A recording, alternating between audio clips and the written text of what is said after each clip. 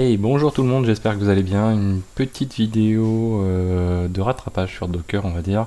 L'objectif étant de partager un petit peu mes sources. Alors, en tout état de cause, ou plutôt comment j'ai procédé pour faire cette série de vidéos sur Docker et comment je procède un petit peu au quotidien.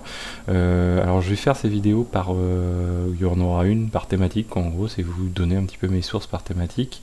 La routine étant toujours un petit peu la même. Suivant les cas de figure, mais ça se répète un petit peu souvent. C'est-à-dire que quand je prends une techno, déjà bon, globalement je la pratique un petit peu avant. Une fois que je l'ai un petit peu pratiqué, je regarde sur YouTube, je regarde sur des sites assez intéressants, notamment medium.com où je suis aussi abonné sur ce que je peux trouver sur le sujet. Puis une fois que j'ai fait ça, je commence à regarder sur ce qui existe en matière de bouquins dans le domaine. Et j'essaye de trouver les bouquins les plus adaptés à ce que je souhaite approfondir dans cette thématique. Souvent un bouquin qui va être un peu plus superficiel et puis un bouquin qui rentre un peu plus dans le détail. En tout cas, suivant les thématiques, c'est plus ou moins évident à réaliser. Mais voilà comment je fonctionne. Et donc en fait, voilà, il y a un aspect pratique avec tout ce que je vais trouver en ligne, tout ce qui est YouTube aussi. Je consulte beaucoup de vidéos de type Devox, DevOpsD, etc. En français ou pas en français. Donc d'ailleurs, une de mes problématiques, c'est que mon niveau d'anglais est plutôt assez mauvais et du coup j'essaye de progresser dans ce domaine-là aussi pour pouvoir avancer. De toute façon, l'anglais est inévitable, donc de toute façon, dans cette thématique, voilà, il faut. Alors je le comprends, mais après, tenir des conversations, etc., c'est un petit peu plus délicat. Alors commençons par Docker. Donc, Docker, j'ai 3 bouquins. J'ai ce bouquin-ci, qui est chez les éditions ENI. ENI, je trouve ça vraiment très bien. Je vous explique pourquoi. Donc voilà, j'ai 2 bouquins. ENI parce que chez eux, alors le bouquin est un peu cher, je trouve, 54 €. Après, compte tenu de ce qu'il y a dans un bouquin et compte tenu du coût des formations, quand on fait intervenir des formateurs en entreprise, ça coûte quand même pas cher, on va dire 54 € par rapport à ce que ça peut contenir, y compris par rapport aux formations en ligne, je trouve. Alors, qu'est-ce qu'il y a donc chez ENI? Ce que je trouve aussi intéressant, c'est que, alors, on rentre pas forcément dans l'ultra détail, et les bouquins sont faits pour ne pas perdre les gens, quoi. Donc voilà, c'est en français aussi, bien sûr. Et donc généralement la thématique est balayée un peu dans son ensemble, de manière constructive. C'est-à-dire qu'on vous apprend pas à faire du Docker pour faire du Docker, mais on va vous prendre un cas de situation et on va vous l'expliquer de A à Z. Et en même temps, vous allez pouvoir apprendre d'autres technos en fin de compte que Docker. Par exemple, moi quand j'ai appris Ansible avec NI, j'ai découvert en même temps du HAProxy, j'ai découvert du MediaWiki, etc. Donc je trouve ça extrêmement sympathique.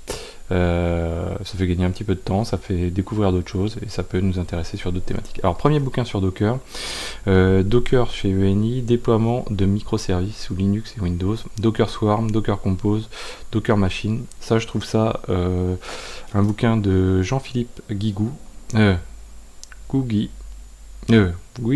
Guigou, pardon. Excusez-moi. Donc je le trouve extrêmement sympathique ce bouquin. Alors c'est pas du niveau, on va dire, il faut déjà avoir appréhendé un petit peu Docker auparavant pour déjà se poser des problématiques d'ordre un petit peu d'architecture ou de production, quoi, on va dire. Donc là c'est un bouquin plutôt sympa. Deuxième bouquin chez ENI, Docker, prise en main et pratique sur une architecture microservice. Lui, je le trouve bien pour justement commencer à se faire un petit peu la main sur Docker. C'est pas le meilleur que j'ai vu. Toujours de Jean-Philippe Guigou. En tout cas, moi, je le trouve très bien dans le contenu. Après, on va dire sur la structure, j'aurais préféré des choses un petit peu différentes. Mais je le trouve malgré tout plutôt bien sur ces aspects-là. Ça balaye beaucoup de choses au niveau de Docker. Et puis ça rentre aussi bien dans le détail. Donc franchement, je le trouve très bien, quoi. Un autre bouquin, là on passe chez les éditions Duno, toujours en français, Docker, voilà, pratique des architectures à base de conteneurs. Alors là c'est autre chose, on passe au niveau architecture, alors sans avoir des grands noms architecture avec des choses où on perd tout le monde, hein. Ça peut arriver aussi, mais là on a du Docker, ça y parle cloud aussi notamment, ça y parle solutions IaaS, PaaS, etc. Ça parle aussi un petit peu de sécurité, un peu de déploiement aussi, d'automatisation des choses, avec des exemples. Donc là je le trouve extrêmement sympa. Donc ça c'est mes 3 bouquins au niveau de Docker.